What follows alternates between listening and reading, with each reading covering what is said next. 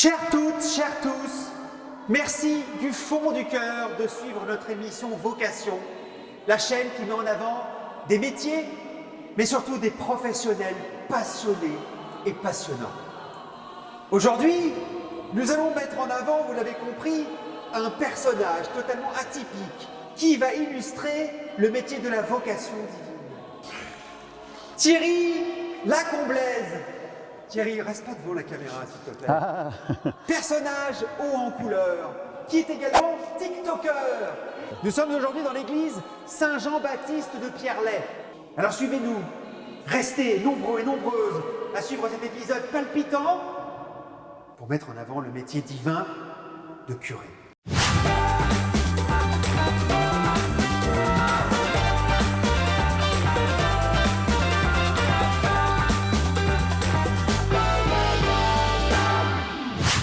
Chers amis, voilà, nous allons découvrir le personnage. Thierry, merci quand même de nous recevoir. Donc, tout le monde voudrait savoir d'abord comment on en arrive là, mais toi, ton parcours, qui est un parcours, je vous assure, atypique, il va nous l'expliquer. Par quoi tu as commencé? Alors, moi, j'ai été 12 ans pâtissier et au bout de 10 ans, j'ai fait de l'allergie à la farine, donc il a fallu que j'arrête. Tu étais triste, vraiment, de devoir lâcher cette vocation? Ça a été très problématique parce que j'aimais mon métier, j'aimais faire plaisir parce que faire des gâteaux, c'est faire plaisir. Oh que oui. Et donc, je me suis dit, mais qu'est-ce que je vais faire de ma vie, quoi. Et puis, à l'époque, c'était pas une maladie professionnelle, donc pas de reconversion, rien du tout. Donc, il a fallu rebondir, comme on dit aujourd'hui. C'est ça. J'ai fait une année de césure où j'ai fait un peu de tout, chauffeur poids lourd, de l'injection plastique. Et puis après, je suis rentré dans une boîte qui s'appelle Gilson Médical, où j'ai fait à peu près 7 métiers dans la boîte. Qu'est-ce qui s'est passé ensuite? Eh bien, en même temps que je travaillais, j'avais demandé un mi-temps pour le travail et j'ai repris des études au Collège des Bernardins et j'ai fait une licence de théologie et un master en bioéthique. D'accord. Eh bien, j'ai été ordonné le 19 octobre 2008 comme diacre permanent et donc j'ai travaillé pendant 8 ans comme aumônier d'hôpital. On dit toujours le Seigneur, il trace des lignes droites avec des courbes. Alors, moi, j'ai pris pas mal de courbes quand même. C'est ça. Eh bien, c'était peut-être la vocation initiale qui était sous-jacente, mais un grand rapide, donc il fallait aller tout doucement et à mon rythme. C'est ça. Alors du coup, grande date importante en 2017? J'ai été ordonné le 22 janvier 2017, prêtre pour le diocèse de Pontoise. Donc ça fait 4 ans que je suis curé ici et une paroisse qui est dynamique et qui me réjouit le cœur. Oui, dynamique parce que c'est un homme dynamique. Alors là, il y a une chose importante quand même, c'est que tu es un doyen dans ton métier. Pas dans mon métier de prêtre, mais dans mon métier de TikToker. Mais oui. disons que tu es devenu prêtre à quel âge? Ah oui, moi je suis devenu prêtre à 56 ans. Vous voyez, c'est jamais trop tard pour avoir une vocation. Oui. C'est ça, voilà. Alors, explique un peu en quoi concrètement consiste ton métier. C'est quoi aujourd'hui d'être curé? C'est d'abord, avant tout, une vocation. C'est un appel de Dieu et je suis appelé quand même à prier. Oui. Pour la paroisse qui m'est confiée. Ça, c'est vraiment le principal. Et puis après, il y a ce qu'on appelle les sacrements et les sacramentaux. Donc les sacrements, c'est la messe, c'est les baptêmes, c'est les mariages, c'est les confessions. Et puis, les sacramentaux, c'est les entretiens qu'on peut avoir avec des paroissiens qui ont besoin. Ça peut être les funérailles qui sont un sacramentos. Et puis, les intentions de prière quand on prie pour quelqu'un de malade ou quelqu'un qui va bien. Donc, soyons clairs, c'est un métier qui demande une énorme disponibilité pour la communauté. Ah oui, c'est pour ça que le prêtre catholique, lui, n'est pas marié, parce que c'est un vrai sacerdoce. Voilà, dans certaines religions, eh bien, le sacerdoce est différent ou le regard est différent. À ton avis, quelle est ta patte? C'est quoi ton ADN à toi? Alors, quand quelqu'un vient me voir et qui me dit « bah oui, mais là, je viens de me taper 2 heures de transport », moi, je sais ce que c'est. J'ai bossé 10 ans à Paris. Je peux comprendre certaines choses. Ça ne veut pas dire que les autres prêtres ne le comprennent pas, mais plus directement parce que je l'ai vécu. Quand quelqu'un me dit je travaille à l'usine, j'ai fait les charlots avec les temps modernes, c'est un peu ça. On dit que l'Église est experte en humanité et donc nous sommes aussi des experts en humanité et donc ça donne une catégorie et un regard plus particulier sur ce point-là Alors ça n'empêche pas que j'ai quand même mon caractère et que voilà. Évidemment, mais on peut se dire on est qu'avec un homme. toi, il y a une mosaïque d'expériences, de sensations, de vécu, qui fait que peut-être on peut se confier davantage à toi. Voilà, et puis même pour ceux qui sont loin de l'église, on arrive à trouver des points de commun parce que j'ai la facilité de l'accueil, parce que c'est dans mon ADN et que très souvent on vient boire un café au presbytère, on mange des madeleines et des macarons. Ah, ils sont pas mauvais, hein, je les ai goûtés, c'est vraiment un petit délice. Hein. Comment quelqu'un qui veut devenir aujourd'hui curé, par quoi on passe, qu'est-ce que tu leur conseilles? Alors, il faut tout simplement discerner si c'est une vraie vocation. C'est pas un métier qu'on commence à 8h, 8h après, on ferme la grille et puis on ferme. Mais comme beaucoup d'autres métiers. Mais ça va un peu plus loin et c'est un peu plus approfondi, donc il faut discerner ça en profondeur et il faut le discerner avec d'autres. La formation pour devenir prêtre dure 7 ans et 7 ans dans un séminaire. Qu'est-ce qu'on y apprend pendant ces 7 ans? Alors on y apprend déjà les 2 premières années de la philo, très intense. On échauffe les neurones. Voilà, c'est ça. Et puis on discerne parce que la philosophie nous permet de comprendre tout ce qui est transcendant, etc. Et donc, pour nous, Dieu est transcendant. Et puis après, c'est de la dogmatique, c'est des cours d'exégète, apprendre à lire la Bible et comprendre ce qu'elle dit. Et puis tout ce qui est dogme, Mariage, baptême, les enterrements. célébrer la messe, tout ça. On te l'apprend aussi. Et on le développe et on y met, tout en restant dans le cadre, on y met notre patte et notre façon d'être. Voilà. C'est ça, on est d'accord. Thierry, non seulement ce siège, on n'est pas très à l'aise, je tiens à vous dire, quand même, ça fait très mal au genou. Je sais pas comment tu fais. Ah mais c'est une vocation d'être assis sur D'ailleurs, on est d'accord. Pourquoi tu penses qu'on ne peut pas dire que c'est un métier? Parce que c'est un vrai appel de Dieu. Et c'est un appel qui nous engage pour toute la vie. C'est-à-dire que moi, je suis à la retraite professionnelle, mais je serai prêtre jusqu'à mon dernier souffle. Parce qu'il est marqué en moi, par le sceau de l'onction et de l'imposition des mains de mon évêque, quelque chose qui ne s'efface pas, quelque chose d'indélébile. Et à 75 ans, je donnerai ma démission, mais je serai toujours prêtre. C'est beau, hein? Ah, c'est beau, et puis j'ai même oublié que j'avais mal au genou. Moi, je pense qu'on en sait pas mal hein, sur la trajectoire, sur ton parcours.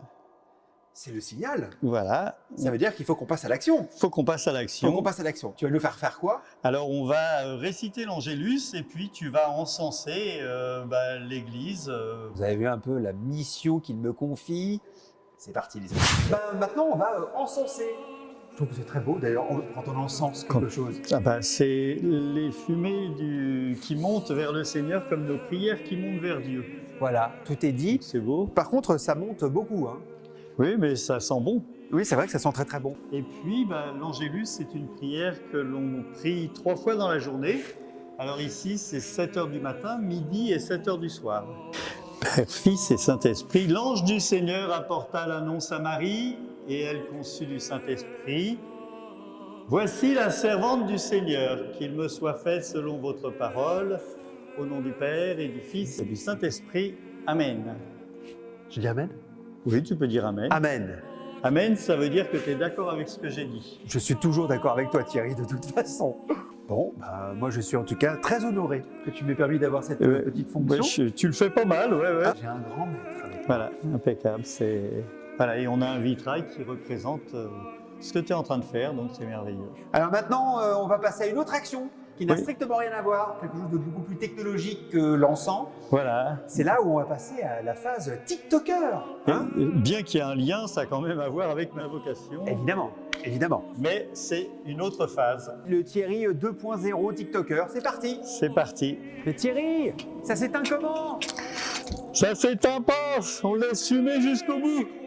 Bon, alors là, on est dans une autre église de Thierry. Hein, on est dans sa basilique digitale, on va dire ça comme ça. C'est là où tu travailles tes réseaux sociaux. Oui. Ah oui, parce que la spécificité quand même de Thierry, c'est que c'est un TikToker. 350 abonnés sur YouTube Et par contre, écoutez ça sur TikTok. 17 600. C'est pas mal. Bon alors, 1, à quoi ça sert? 2, qu'est-ce que tu fais?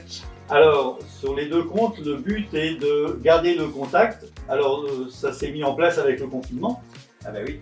Voilà, YouTube pour le premier confinement et TikTok pour le second confinement. Cela a permis, plus pour TikTok, de toucher des gens, des jeunes qui sont moins présents à la messe, mais qui ont aussi une réelle attente de spiritualité et de réponse de l'Église. C'est un travail de sensibilisation. On répond à leurs questions, on les sensibilise et puis surtout on est présent et on forme une vraie communauté de chrétiens par le web. Et vous abordez toutes les thématiques. Sur TikTok, je réponds à toutes les questions. J'ai répondu à une question, est-ce grave de ne pas avoir de religion? Ah! Donc j'ai deux communautés paroissiales. Alors ça me prend de 2 à 3 heures par jour.